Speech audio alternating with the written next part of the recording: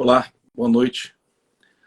Estamos aguardando aí o Edmar entrar na live. Oi, Edmar aí. Marcos, Fala aí, amigo, tudo bem? tudo bem e você? Tudo ótimo, graças a Deus, tudo em paz. Então tá bom, cara. Prazerzão estar aqui com você. Edmar é um professor, é um amigo pessoal de muitos anos, né? Alguém que eu tenho o prazer de conviver já há bastante tempo, super psicanalista, e me fez um convite hoje, e eu estou aqui de convidado mesmo, apenas para participar com o Edmar, porque o professor aqui realmente é o Edmar, que é um psicanalista que é atuante, atende no consultório, já conhece bem essa coisa da dor, né, Edmar? Sim, E eu queria começar falando disso, Edmar. Existe uma dor, né? Hoje você me mandou um artigo super bonito que a OMS sinaliza que a depressão e a angústia por conta da Covid é hoje das maiores doenças registradas e, com certeza, nós não temos a menor ideia do tamanho que isso vai ficar no futuro, né? Então, eu queria que você começasse esse bate-papo de hoje à noite, enquanto os nossos amigos estão aí chegando e participando, e desde já, eu já digo para você, liga para alguém e fala assim, ó, vem ouvir um bate-papo, uma live de dois caras que vão falar muito de dor da alma, angústia, depressão, tristeza. Então, vai chamando aí os teus amigos, os teus parentes, chama aquela sua cunhada triste, que não sabe por que é triste, né? Só sente a dor, né, Edmar? Para participar aqui conosco. Você está rindo, mas é verdade, né? É a tô rindo pior coisa do mundo. Hã? tô rindo de tristeza, né, Marcos, do que vem acontecendo, né, com a nossa sociedade, com o povo em geral, né? É muito legal estar aqui com você também, muito legal, é um prazerzão estar aqui com você. Dr. Marcos também, advogado, psicanalista, curador de um grande hospital. Eu acho que a gente tem que falar isso, né, Marcos? Vem, além de curando as almas em consultório, vem trabalhando muito forte como curador de um hospital. Então, isso sim é uma alma grandiosa, né, cara? Isso sim é o meu respeito e a minha admiração por você também. Muito bacana isso, viu? E muito bom ter você como amigo, né, Marcos? Obrigado, irmão. Fico, fico muito lisonjeado, até emocionado de estar aqui com você fazendo esse bate-papo Legal. e essa galera chegando, né, para a gente falar um pouco dessa dor das almas, né, que vem acontecendo já há algum tempo. Isso não é de hoje. E o tema da nossa live, né, que é como as emoções afetam você e vem afetando a nossa sociedade, os nossos amigos, a nossa família, né? E cada vez mais próximo, né, Marcos? Cada vez mais próximo. As pessoas sofrendo muito com depressão, com ansiedade, algumas fobias também. A gente não é o tema do bate-papo de hoje, né? A gente vai se ater mais um pouco em depressão e ansiedade, mas, de um modo geral, as outras doenças da alma, as dores emocionais, vêm chegando e vêm chegando muito forte, né? E impactando a sociedade como um todo, né? Não é brincadeira o que está acontecendo. A gente vê isso em consultório, a gente vê isso chegando em consultório, né? O desespero das pessoas de não saber o que está acontecendo, né? Você diria que é um momento onde a pessoa está tendo que conviver mais com ela mesma, Edmar? Ou seja, antes ela acordava de manhã cedo, trocava de roupa, passava um batom e ia para algum lugar, ia interagir com outras pessoas, isso aí é da sua realidade. Agora não, agora ela acorda e é obrigada a viver aquela realidade que ela tem de todo dia. E se a realidade não for muito boa, tudo isso vai ficando muito pesado e parece que você está mastigando vidro o dia inteiro, né? Sim, sim. As pessoas tinham muitos canais de fuga antigamente, em 2019. Vamos colocar como parâmetro a pandemia, né? Como um marco. Então as pessoas tinham fugas, né, Marcos? Então elas iam trabalhar, elas trabalhavam muito, elas iam para os seus happy hours, né? Elas iam para casa de amigos, paravam em bares. e de uma maneira ou de outra tiveram que parar tudo e ter contatos com coisas que antes elas não olhavam, né, com os olhos. Então, uma das coisas que que eu digo, que a pandemia botou uma lupa em cima das pessoas. E aí não dava mais para fugir, né? Não dava mais para correr, né? Eu tinha que ver o meu filho, eu tinha que ver a minha esposa, o meu esposo, eu tinha que cuidar do cachorro, eu tinha que viver a minha casa, né? E de alguma maneira, Marcos, eu sempre digo isso também, quem estava aí já nesse tratamento do emocional, em terapia, fazendo educação, fazendo atividades físicas, se alimentando bem, de alguma maneira passou a pandemia um pouco mais tranquilo, né? Mas quem estava já a uma tendência de depressão, de ansiedade, né? Algum problema em casamento, problema com filho, temas mal resolvidos, isso foi colocado uma lupa. E aí, meu irmão, não teve como escapar, né? Você diria que realmente a pandemia veio aumentar a dor dessas pessoas que já estavam apresentando sintomas e que, com o isolamento da Covid, né, porque nós não fomos criados para vivermos isolados, né, Edmar? Não. Esse isolamento, essa falta de esperança, essa coisa que você vê as grandes multinacionais, e nós, tanto eu como você, somos oriundos, somos executivos que somos oriundos desse mercado corporativo, sabemos como isso funciona do lado de dentro. Você vê empresas que entregaram aqui no Rio de Janeiro 15, 16 andares de escritórios, e essas pessoas que estavam nesses escritórios estão sendo obrigadas a trabalharem de casa. E, de verdade, a gente ainda não consegue medir o que vai acontecer com essa pessoa que vive no isolamento e agora trabalha full time dentro de casa e não se relaciona com mais ninguém, e que a agonia, a aflição, a depressão, né? E hoje você falou algo que eu gostei muito, que a depressão tem níveis. E eu queria que você falasse um pouco desse depressivo mais ou menos normal, desse médio depressivo e desse depressivo em estado grave. Eu queria que você falasse um pouco disso. Legal, Marcos. Então vamos falar que todos nós, como seres humanos, somos angustiados por natureza, né? Todos nós temos dúvidas para onde vamos, quem somos, que caminho vamos seguir, né? Então não tem jeito. Nós temos essa angústia natural, né? Não somos como animais instintivos, né? Tartaruguinha nasce lá na praia e sabe que tem que caminhar para o mar. Nós somos frágeis. Quando nascemos, se não tiver ninguém cuidando, a gente morre, né? Então nós vamos formando essas angústias, essas dúvidas. E a pandemia vem e bota essa lupa, como eu disse. E aí não tem para onde fugir. De uma angústia, isso pode se tornar uma tristeza. Pessoas perderam entes queridos, né? Pessoas não enterraram os seus mortos. Então isso é até um tema para uma outra live depois, sobre luto, sobre melancolia, né, Marcos? Mas hoje não. Vamos se ater um pouco mais na depressão e ansiedade. Então chegou um momento que as pessoas perderam as suas identidades. Elas perderam as suas bússolas, né? Qual é o norte agora? Para onde a gente vai? Qual é o caminho?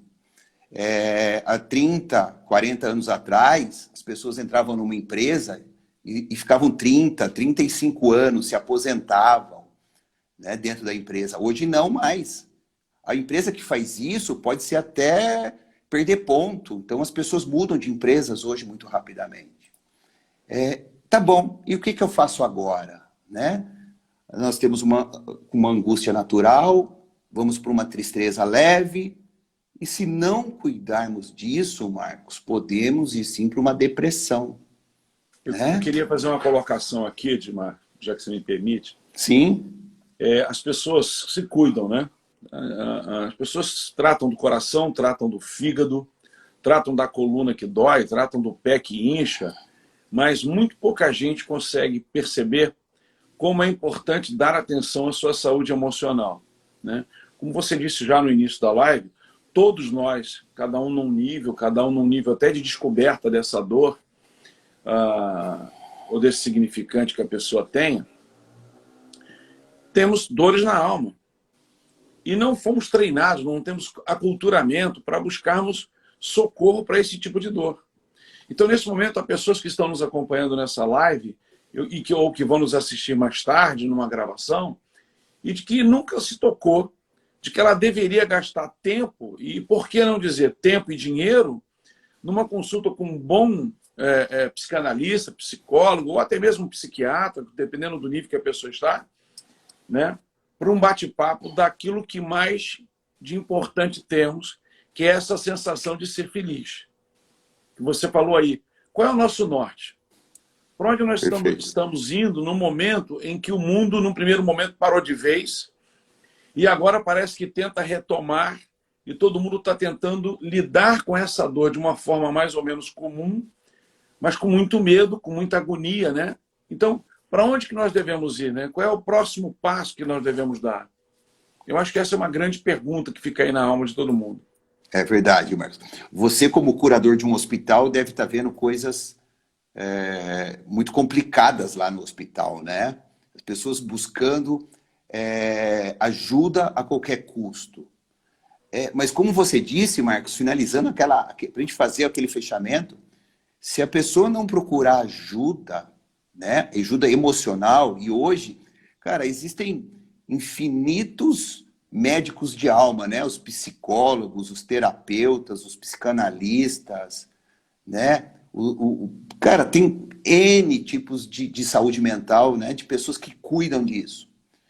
Então, tem que ir num bom médico, num bom terapeuta, num bom psicanalista, num bom psicólogo, para fazer essas ações, né? Para dar esse primeiro passo. Eu vou fazer uma analogia, né? As cirurgias eletivas estão suspensas na maioria dos hospitais e tal, mas imagine que você tivesse um tumor hoje, e esse tumor complicasse a sua vida para sempre. Então você tem que tomar uma decisão, você tem que operar esse tumor, então você vai pagar qualquer preço e qualquer sacrifício para retirar esse tumor que pode te levar à morte. Eu quero dizer que as dores da alma, a dor da alma é uma doença tão forte que faz com que a pessoa fique paralisada na vida. Ela não morre de imediato, mas ela morre todo dia.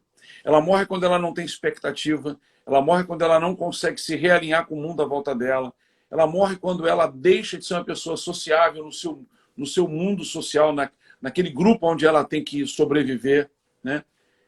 E se você tem uma dor tão grande como essa, como nós estamos falando, ou se você percebe que, como é que é isso, né? Eu sou casado, eu tenho empresa, eu não perdi o emprego, eu não perdi muita gente, eu sobrevivi à Covid, como você falou, mas por que essa dor não sai de mim? É uma boa pergunta, hein, Marcos? A psicanálise fala um pouco disso. Todos nós temos dores dos nossos passados, né? Traumas, sombras, coisas mal resolvidas que a gente traz na mochilinha, né? Ou a gente traz na alma, fazendo uma analogia, né? Eu brinco também que o nenê nasce com 2 softwares errados, né? Que os pais são perfeitos, né? E que eles são deuses. Então a gente nasce com esse software. Nossos papais não são deuses, não são perfeitos. Mas a criança acredita que sim. Então ela cobra isso. E ali começam alguns problemas, né? Que depois a gente vai discutir em set terapêutico. E ela chega agora, no meio de uma pandemia, né? Procurando, ou atirando para o outro lado, procurando uma solução a qualquer custo. Né? E sozinha é muito difícil, Marcos. Sozinho, curar essa dor da alma sozinho é muito difícil. Né? De novo, tem que procurar ajuda terapêutica. Tem que ter um bom terapeuta. Um outro dia, conversando com você, a gente estava falando que a depressão é uma doença. Algumas pessoas não conseguem entender isso desse jeito. E aí, conversando com você, nós estamos falando de que é como alguém que, num caso até brando, né, tenta dirigir no meio do nevoeiro, né? Ou seja, não tem para onde ir, não sabe o que fazer, né? E eu acho que o grande lance de estarmos aqui conversando é chegar nessas pessoas que estão realmente angustiadas, que estão realmente depressivas, que não sabem para onde ir, Edmar. Não sabem o que fazer, ou seja, e aí você tem um mercado farmaco extremamente acessível, né? E aí o indivíduo começa a se ministrar de remédios, e aí ele tem a sensação inicial de que a dor diminuiu, mas diminui tudo. Diminui a dor, mas também diminui a libido, diminui a vontade de viver, diminui tudo, né? Então o indivíduo antes era só depressivo, agora ele é depressivo e outras coisas. E isso é muito trágico. Eu trago a metáfora do rio, Marco. Sabe quando um rio está cheio, né? Você não vê nada que tem embaixo. Então o remédio é isso. Quando eu tomo um fármaco, ele sobe o nível do rio, e aí aquele carrinho velho que estava ali, aquele esqueletinho que estava ali, desaparece da vida, né?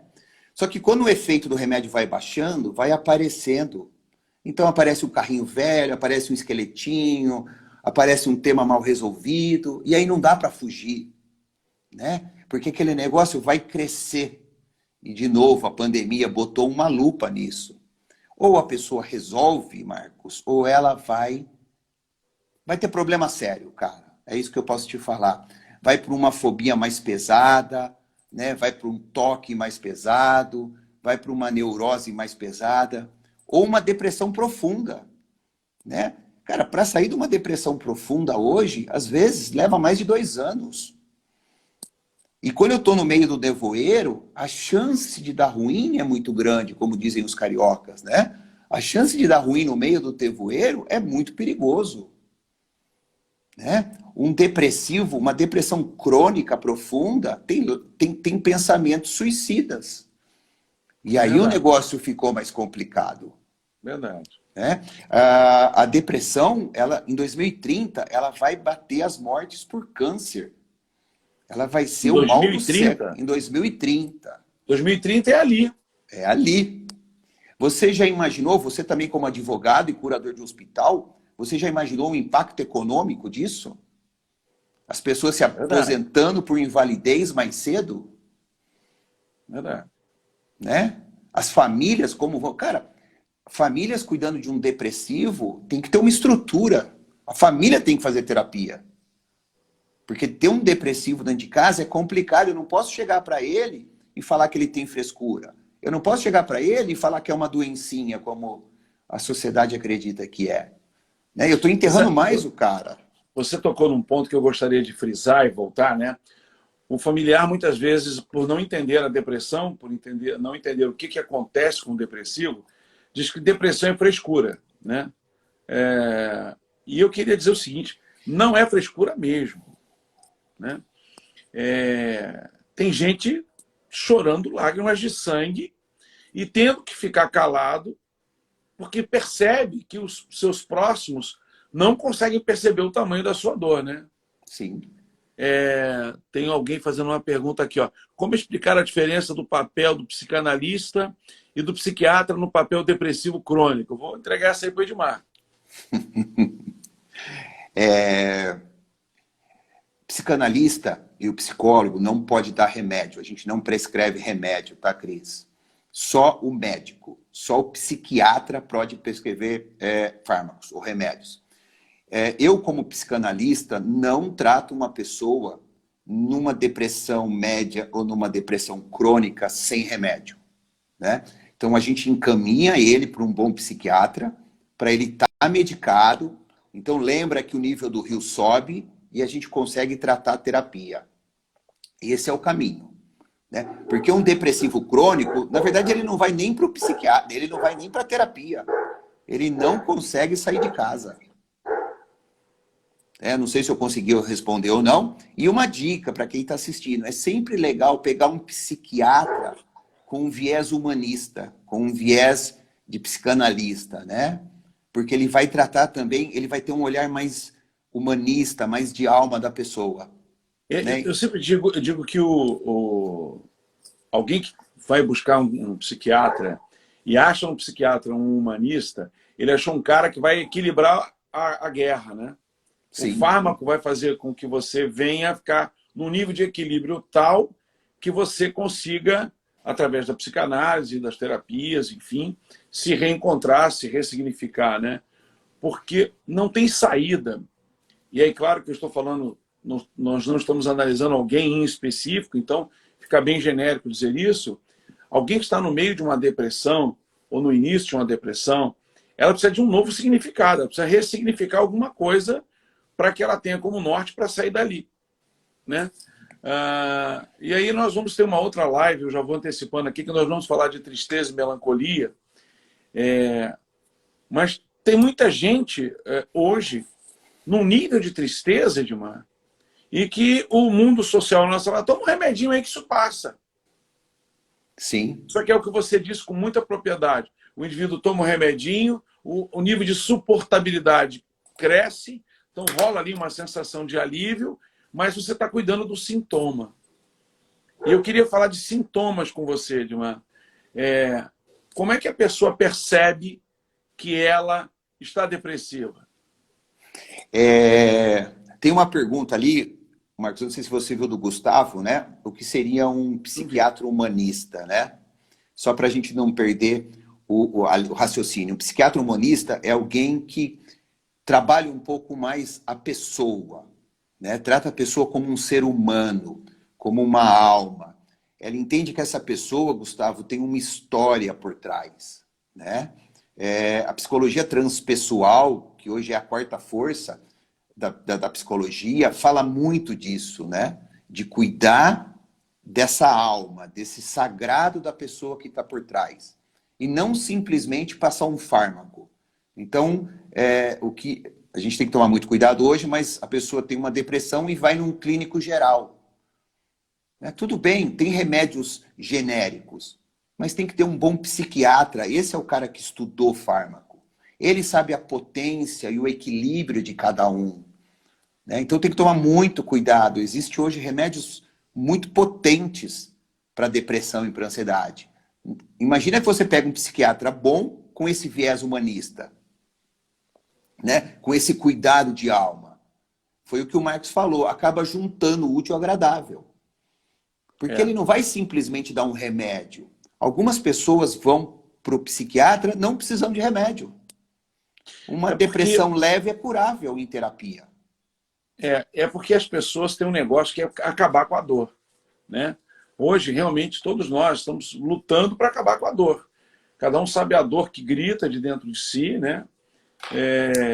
Você falou de uma coisa no início, que a gente perdeu muita gente. Então, a pandemia nos jogou num luto muito grande, né? A quantidade de pessoas próximas a nós que partiram, e realizar esse luto é um desafio. Porque não era esperado você ter que lidar com essa dor. Sim. Né? E Marcos, prepara lá no seu hospital salas de psicologia e de psicanálise, se você puder, né? Porque a onda que vai chegar não vai ser pequena. As pessoas, eu vou compartilhar os enlutados, né? Uma experiência com você aqui agora. As pessoas chegam hoje na clínica médica desesperadas. Elas não sabem direito o que tem. Todo mundo quer ser consultado por um médico. E aí tem um traço que eu queria dividir com você. As pessoas chegam sem paciência alguma, sem limite zero.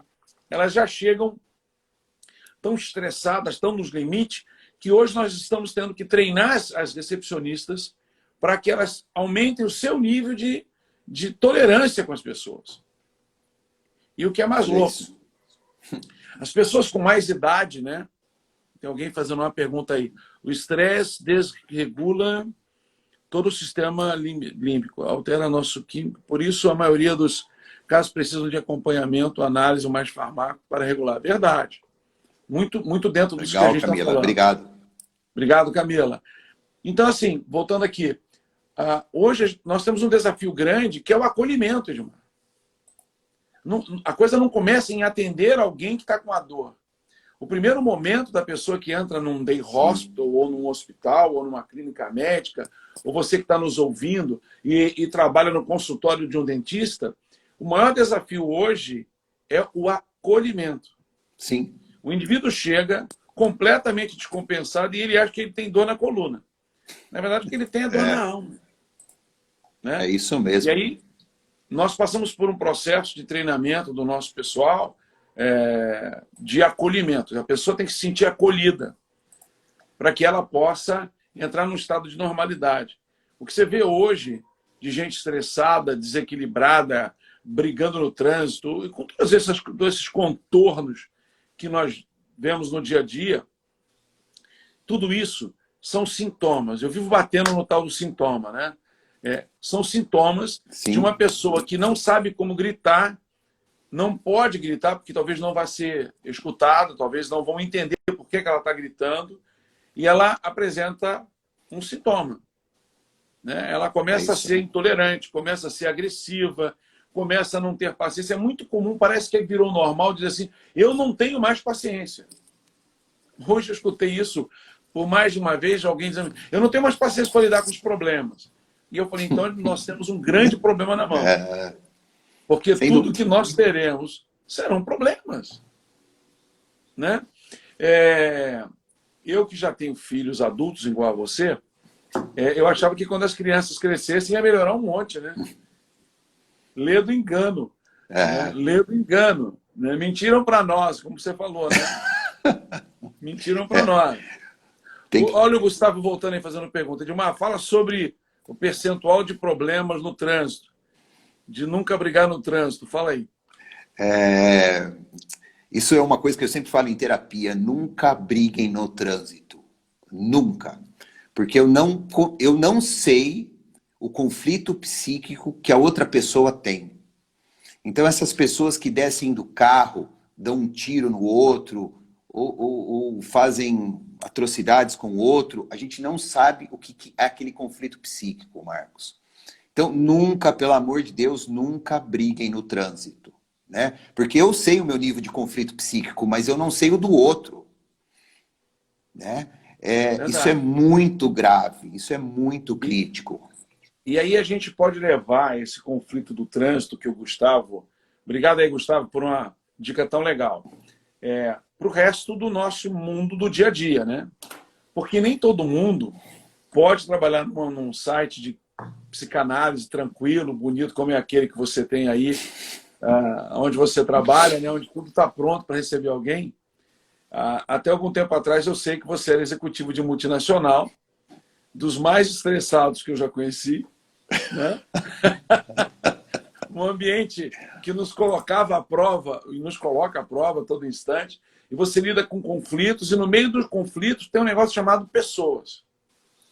E o que pesa é que esse conflito hoje pode estar dentro da tua casa, porque tu está tendo que lidar com o conflito da empresa, do negócio, do mundo corporativo, dentro da sua casa.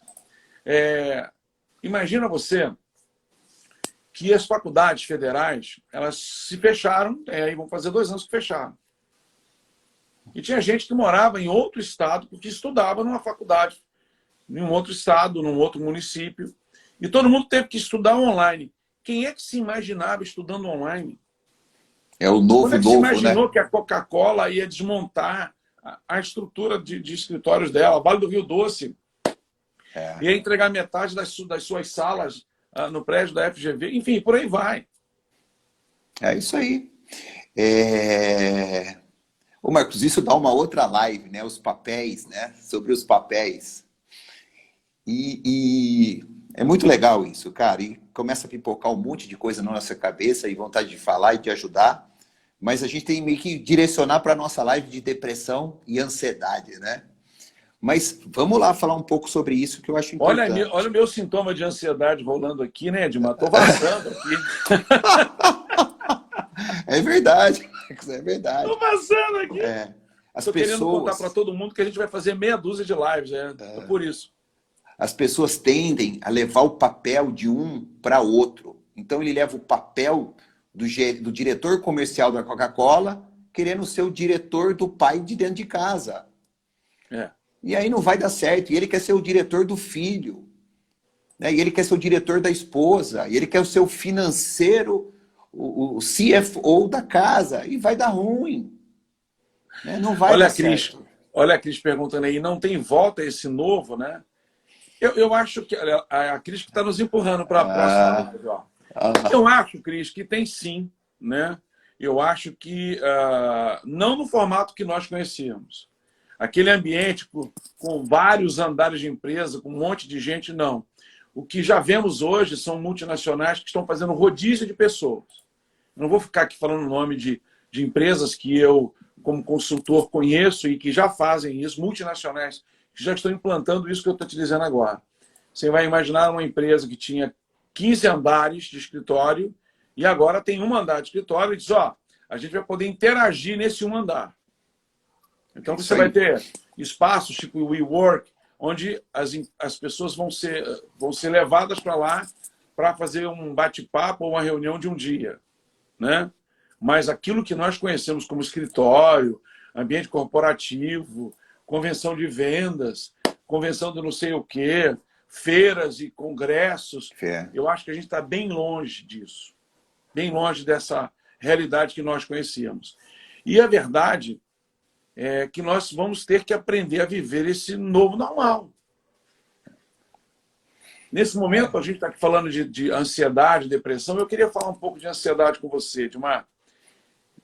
Ansiedade é excesso de futuro. Fala um pouco disso para a gente. Então, lembra que eu falei que as pessoas perderam o norte, né? Para onde eu vou? Cadê minha bússola agora, né? Se ela não tiver ground, se ela não tiver os pés no chão, se ela não tiver um bom terapeuta, ela vai se perder e vai se tornar uma ansiosa, Marcos. Então, a ansiedade é o excesso de futuro. E a depressão é o excesso de passado, né? É isso que a gente tem que ter. É isso que a gente tem que ter noção. Eu preciso cuidar do meu passado, né? Eu preciso... uma frase que vem agora do nosso sagrado, né? Eu preciso enterrar os meus mortos, metaforicamente, né? Os meus casos mal resolvidos, os meus mortos, coisas que eu não resolvi no passado. Isso é depressão, a gente tem que cuidar disso. Mas vamos falar de ansiedade. Ansiedade é não saber para onde eu estou indo. O que eu faço agora com esse novo? Né, Marcos? Se eu não tomar cuidado, se eu não tiver esse ground, o que é o ground? É ter os pés no chão. O que eu tenho, Marcos? O aqui e o agora. Só isso. Tá? Nós dois aqui estamos batendo um papo, fazendo uma live. Daqui meia hora a gente não sabe o que vai acontecer. Né? E por que eu me preocupo? Excesso de ansiedade. Eu só tenho o novo. Isso é diferente de não se planejar? Não, não tem nada a ver. Então vamos pontuar isso aqui. Planejar. Se eu não planejar, eu estou negligenciando. Isso é uma negligência. Então eu tenho que fazer a minha agenda diária, semanal. Eu falo muito isso em consultório. Tem que ter agenda. Se não tiver agenda, Marcos, você é a agenda do outro. E aí o outro faz o que quer com você. Eu tenho uma frase que eu gosto muito, que eu digo o seguinte: quando você não tem uma estratégia, você já está na estratégia do outro. Pronto, é isso. E aí, para onde você vai? Né? Que caminho eu sigo? Né? E aí você tem que, já tratando da cura da ansiedade, da cura da depressão, se é que a gente pode aqui se arvorar por esse caminho, de dizer o seguinte: você precisa tomar o controle da tua vida, né? Você precisa acreditar que esse controle remoto foi entregue para você e que você pode e que você deve agir como autor da sua história. Ou seja, tem coisas que nós não vamos consertar do nosso passado. Saiu de você o poder de consertar. Você que está nos ouvindo e que teve um erro, você tem um arrependimento que está te corroendo, parece que todo dia você está mastigando vidro. Deixa eu te falar uma coisa. Para de mastigar vidro, porque você não pode sofrer por aquilo que você não pode interagir. Né? E tem gente que pega a culpa e coloca a culpa no centro da sua vida, e aí ela para de viver e entra numa depressão angustiante, porque eu não consigo mudar o que eu fiz, mas eu posso mudar o meu futuro. Hoje eu falava de manhã um tema que eu queria abordar com você. Sabe, todas essas coisas que a gente aprende, como ressignificar, tentar sair desse mundo nebuloso, todas as técnicas, elas são exatamente como tempero. Então, na medida certa, o medo é fantástico. Na medida certa, a ansiedade é fantástica.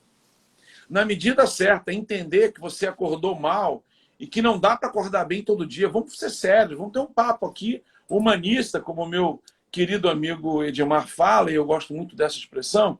Vamos ser realistas. Não dá para acordar todo dia feliz, gente. Para, isso é mentira, isso é Disney. Isso é Hollywood, né? O final, tem coisas que são assim, ó. É melhor um final horroroso do que um horror sem fim. É isso aí, é isso aí. Acordar de manhã e eu queria dizer, já entrando na outra live, a gente tem que tomar cuidado com o mimimi. Né? Tem uma pergunta aqui que eu não peguei. Por favor, se você puder repetir alguma coisa sobre genética, né? E aí, ô Edmar, você tem um primo dando parabéns para você aí do interior, aí, ó. Que legal. Esse é o grande primo, Der. Um beijão, Der. Saudade Primo de você, é ótimo, bicho. né, cara? Convida mais 200 pessoas aí, primo, para bater papo com a gente. Um dos maiores vendedores que eu já vi na face da Terra. Aprendi muito com ele. É mesmo? Coisa boa, né? Tem uma pergunta aqui, Marcão. Vocês acreditam que a ansiedade e depressão pode ter uma causa genética? Ou simplesmente pela forma que a pessoa vê o mundo futuro? Quer responder ou eu respondo, Marco? Por favor, professor, aqui é você. Sempre aluno, sempre aluno. Sim, existem sim depressões genéticas. Né? Pode ser vir de família, né? E chegar num determinado filho, né, que vai sofrer geneticamente isso.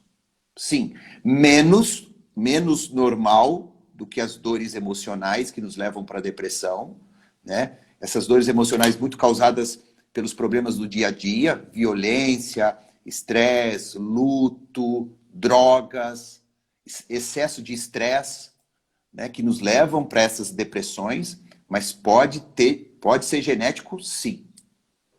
Tá? E se for genético, aviso todo mundo aí, tiver depressivos na família, ansiosos, é legal estar sempre com um olhar carinhoso em cima disso. Qualquer sinal de uma tristeza muito profunda, procura um acompanhamento médico, não deixa de se cuidar, não. Ou seja, um sintoma que é bem percebido no mundo familiar é aquele filho, é aquela filha, né, que desenvolve uma tristeza. Você percebe que aquela pessoa mudou algo nela, né? Aí você vai perguntar, o que você tem? Todo mundo responde, nada. Né? Mas o comportamento, o tique, o momento em que ela perde o controle e solta essa ou aquela palavra, que para nós é um ato falho, mas que a pessoa é apenas um momento em que ela falou algo fora do contexto, e são as frases não ditas que nós, familiares, temos que tomar muita atenção. Naquela matéria que você me enviou, fala dos idosos, né, Edmar? Da gravidade da depressão entre os idosos. Eu queria que você falasse um pouco disso. Cara, a depressão atinge muito mais as mulheres, né? É quase o dobro dos homens, né? Muito pela pressão que as mulheres sofrem hoje na sociedade, né? Os papéis, tem que ser uma boa mãe, tem que ser uma boa esposa, tem que ser uma boa filha, tem que ser uma boa namorada, tem que ser uma boa profissional. Então é uma pressão muito forte. Só que essa pressão está virando para os adolescentes agora, Marcos. Os adolescentes de 10 a 19 anos estão tendo uma pressão muito grande, muito pelas mídias sociais, né? Da normose, né? Tem que ser, tem que ter, tem que aparecer, tem que fazer dancinha, tem que ser sociável e blá, blá, blá. E eles não estão suportando. Né? A depressão nessa faixa etária, você que tem filho adolescente, tem que cuidar, tem que ficar de olho. Porque a pressão social, né? A normose em cima deles é muito pesada. E eles não dão conta, porque eles não têm as estruturas psíquicas prontas para suportar isso. Né? O ego deles não está pronto para suportar essa paulada que está vindo.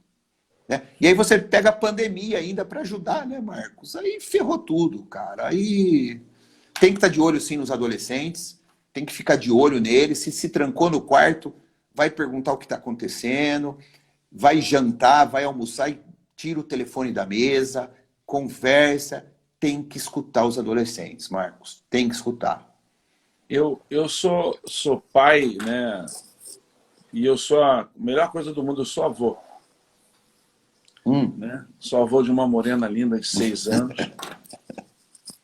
Já deu para ver que eu sou um vô bobão mesmo, né? Bem, daquele vô bem vozão mesmo, né?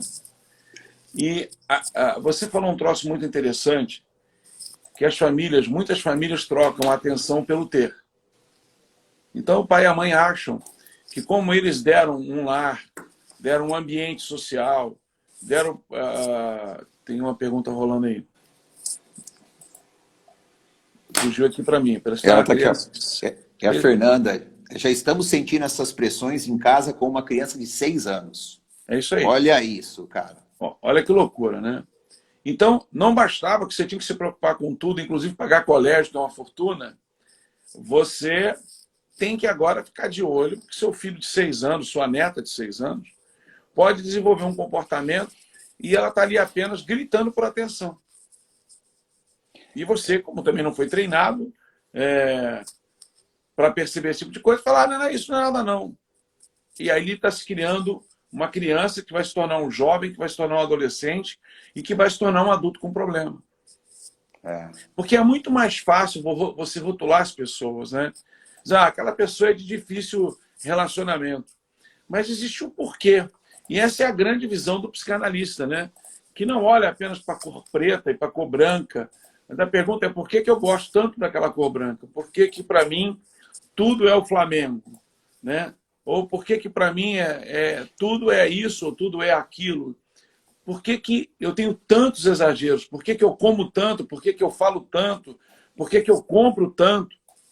Eu sempre digo, a gente tem que estar de olho no sintoma. No sintoma que está em mim, no sintoma que está em você, né? Para que você fique alerta. Porque, com certeza, se abrir aqui uma feridinha na minha mão, eu vou ficar ligado em curar a ferida. Mas você não foi treinado para curar das feridas que você carregou esses anos todos na sua alma. Eu sei que tem pessoas que estão nos ouvindo e que carregam culpas que lhe foram colocadas e impostas pela vida, ou por familiares, ou por perdas, ou mesmo pelo fracasso, porque o fracasso faz parte da vida. E você não conseguiu se reconstruir, não conseguiu se refazer, e essa dor que você sente, estamos aqui te dizendo que você pode estar com uma dor que pode ser uma depressão num determinado nível. Então, é muito importante que a pessoa assuma um compromisso consigo mesma e com o seu mundo de passar a olhar para esses sintomas com mais atenção, Edmar. Sim, sem dúvida. A pessoa quebra a perna e vai para o hospital, né? E aí a pessoa tem um sintoma emocional e fica quieta. Se tranca no quarto. Por quê, né, Marcos? Que cultura é essa, né? É feio, é fraco, é louco. Não, tem que cuidar das dores da alma, sim. Tem que cuidar disso. A gente tem um mundo muito machista, né? Muitas vezes muito radical, né? Como eu tenho uma alma religiosa, né? Eu tenho uma passagem que eu gosto muito, para quem não acredita em depressão. Outro dia eu escutei o padre Fábio de Mello falando isso. Se você não acredita em depressão, você não vai conseguir entender nunca por que o Filho de Deus chorou lágrimas de sangue, né? É isso aí. E nesse momento, tem um sem número de pessoas chorando lágrimas de sangue e não tem ninguém para falar. Não tem ninguém que vai te entender. E num site psicanalítico, num site com psicólogo, com psiquiatra, é o local onde você pode colocar tudo isso que está dentro de você para o lado de fora e ter uma visão profissional, né? Uma visão de gente que está acostumada a ver dor, né? Que está acostumado com acolhimento, que está acostumado com esse humanismo para poder te ajudar a passar por esse momento difícil que você está passando. Essa coisa de passar por um momento difícil e se trancar é terrível, Edmar. Sim. Eu não sei se você tem alguma experiência que você gostaria de trazer hoje de gente que se fecha demais. Então, Marcos, é muito doído, né, cara?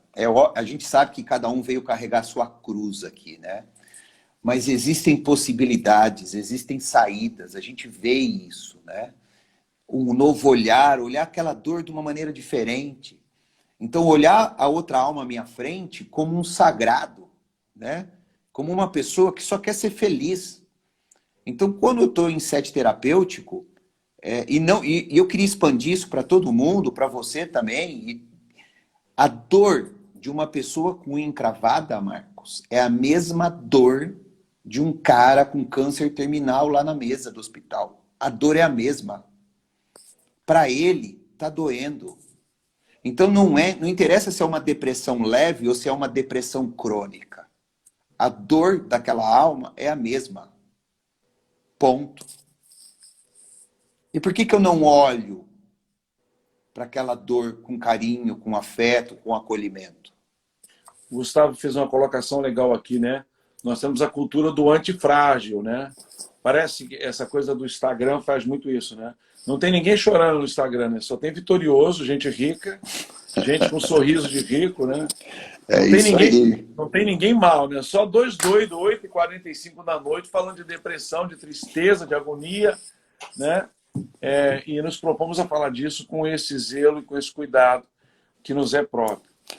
Sim, Gustavo, tem essa cultura do antifrágil, parece que você tem que ser forte o tempo todo, vendem uma impressão de que você tem que ser feliz o tempo todo, né? E de que essas modelagens que estão por aí são elas que são de verdade, quando, na verdade, a vida é muito mais dura, né? Isso, muito mais perto da dor do que contaram para nós, né? Eu brinquei no início aqui, no meio da live, que eu achava que quando os filhos crescessem as coisas iam melhorar, não pioraram muito, né? Né? Então é isso, é encarar a vida com um pouco mais de coragem, sabe, gente? Outro dia, aqui no Carioca tem uma expressão que eu gosto muito, Edmar, que é assim, para com esse mimimi, sabe? Então tem uma hora, é sério, tem hora que a gente precisa dar um stop no mimimi, né? E falar assim, escuta, puta, legal, cara, eu vou pedir ajuda sim. Que história é essa que eu não vou pedir ajuda, né? Eu me lembro que eu, quando fui fazer terapia, né, eu não tenho por que não dizer isso aqui, eu vi estudar psicanálise porque eu fui um depressivo durante 2 anos e não conseguia falar disso para ninguém. E aí eu fui para um site psicanalítico com uma pessoa maravilhosa, que é a minha psicanalista até hoje, minha mentora, a Vânia, e eu disse para ela assim, Vânia, eu não acredito em psicanálise. Eu me lembro disso. Eu lembro que eu falei isso para você, né? Eu lembro. Eu não acredito em psicanálise, mas me disseram que vai ter jeito, então vamos fazer o seguinte, vamos começar esse negócio. Né? Então eu queria dizer uma coisa para você, psicanálise não demanda fé. Psicanálise é uma ciência. Psicanálise é a cura pelo amor. É a cura pela palavra, dependendo aí de qual mentor você esteja, se você for mais lacaniano ou mais freudiano, não importa. Né? No final, psicanálise é isso, né?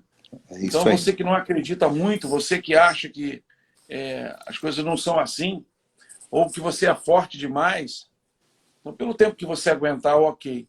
Mas se você já chegou na fase onde um dia eu estive, que é a fase quando você não aguenta mais. E eu queria que você falasse disso, Edmar, do indivíduo que está morrendo agoniado e não consegue se mexer. Então, Marcos, não tem muito o que fazer. Né? Infelizmente, a escolha é dele. Né? A escolha é dele. A gente não consegue...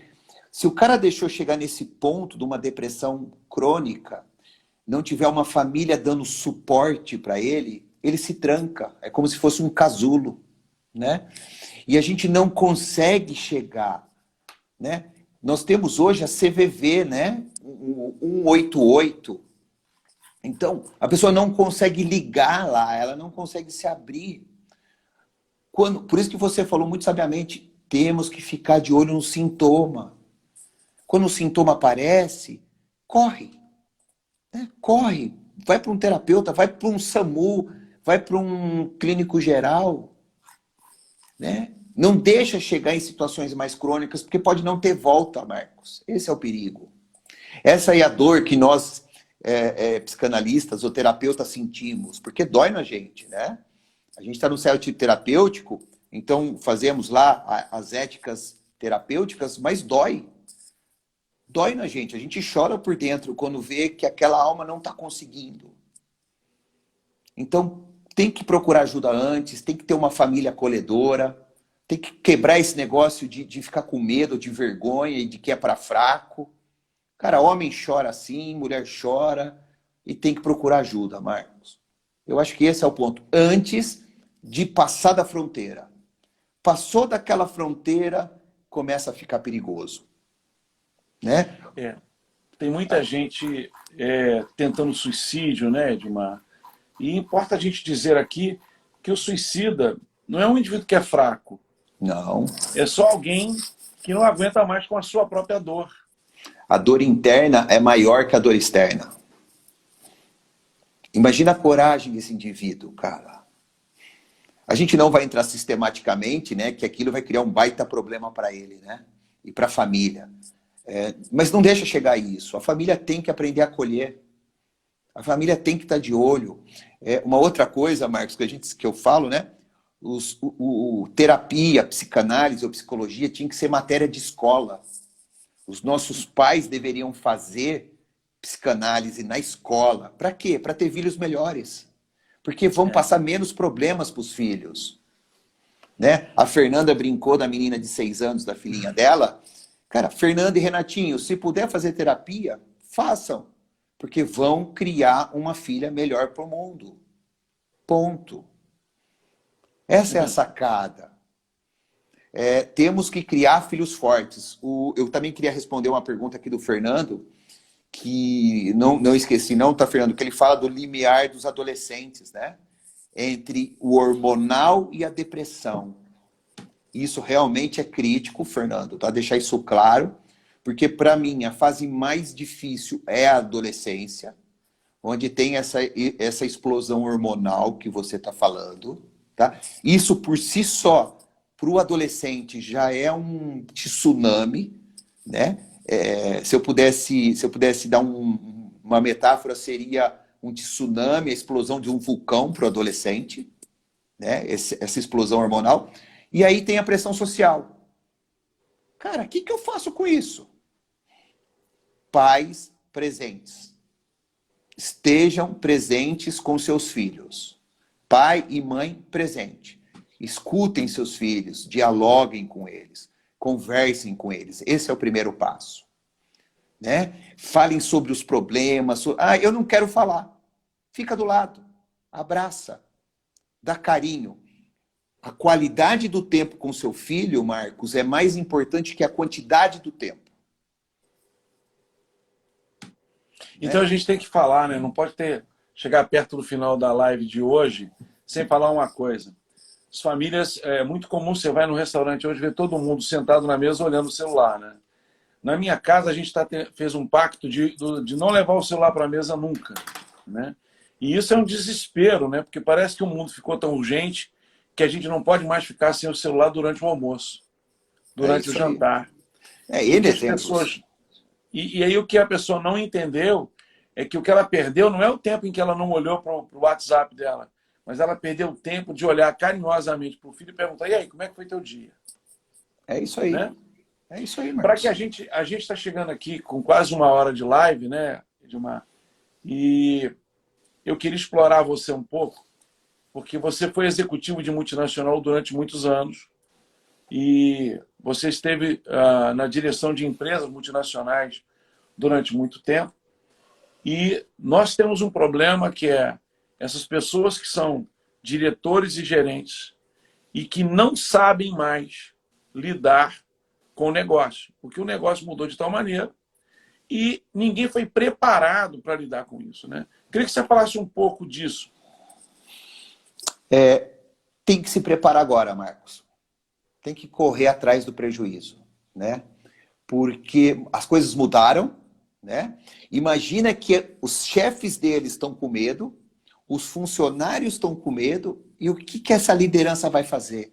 Quem é esse novo líder, se a gente colocar entre parênteses, né, humanista que está nascendo? Eu vejo muito postzinho de diferença de chefe e de líder. Né? Eu acho que já está acima disso, não tem mais o líder, cara. Né? Tem o cara que segue pelo exemplo, o cara que segue pela alma. Ou é ou não é, não tem meio termo, porque o líder, para mim, já está ficando ultrapassado também. Né? Não tem mais o líder. Ou nós estamos juntos, ou nós não estamos juntos. E aí, como é que eu coloco essa pitada de humanismo, né? Porque o seu funcionário está com medo. O seu funcionário perdeu um ente querido na pandemia. Como é que eu faço com isso agora? Como é que eu trato disso? Não é fácil não, tá, Marcos? É terapia, é mentoria, é coaching, né? Tem que se cuidar, tem que... Vamos mais um pouquinho, a gente está finalizando aqui, né, Marcos? O nosso bate-papo, mas esse novo líder, esse novo cara de empresa tem que fazer uma agenda. E nessa agenda tem que estar a família, tem que estar a esposa, tem que estar o filho, tem que estar a saúde emocional dele, tem que estar a saúde física dele.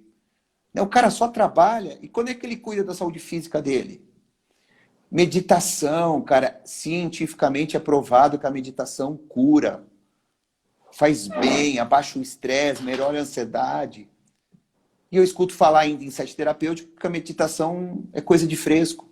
A pessoa fala para mim, Marcos, eu não sei respirar. Como? Não sabe respirar porque ela é demasiadamente ansiosa, né? Como? O não saber respirar é só um sintoma. É só um sintoma. O não... Perfeito, cara.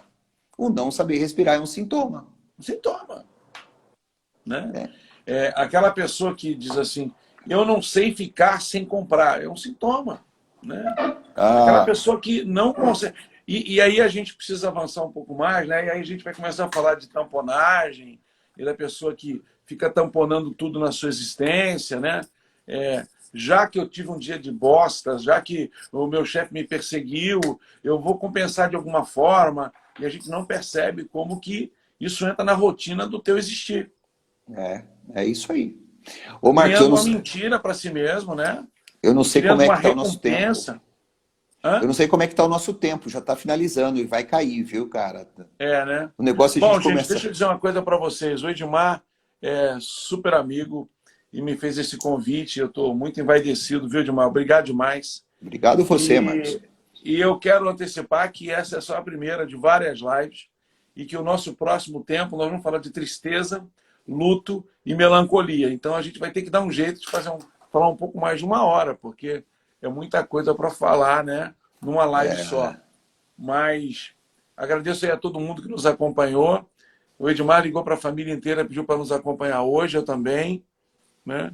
Então isso é muito legal. Isso é muito legal, né? Muito bom. Legal. Espero que a gente tenha conseguido abordar temas que você que está nos ouvindo hoje, agora ou depois, se perceba transpassado por esses pensamentos. Né? E eu acho que se eu tivesse que deixar aqui uma chave de sabedoria para você que está nos ouvindo, eu gostaria de compartilhar o seguinte: pega o controle remoto da sua vida e coloca ele na sua mão. E fala, ó, você é meu. É isso aí, Marcão. Né? Muito legal, foi muito bom, viu, Marcos? Eu também queria falar algumas coisas, né? Mas nosso tempo está quase acabando. O pessoal tem que cuidar, sim, da saúde emocional, tem que cuidar da saúde física, né? Vamos ter que aprender esse novo que está começando, né? Qual é esse sentido? Tem que voltar a ter esse sentido de vida, mas não é o sentido do ter, é o sentido do ser, de cuidar da alma, né? De cuidar da família, né? De cuidar dos filhos, não terceirizar o cuidado dos filhos, né? Tomar muita água, né? Cuidar da sua saúde, isso é importantíssimo. E procurar um bom terapeuta. Seja lá a linha que for, não deixem de fazer terapia.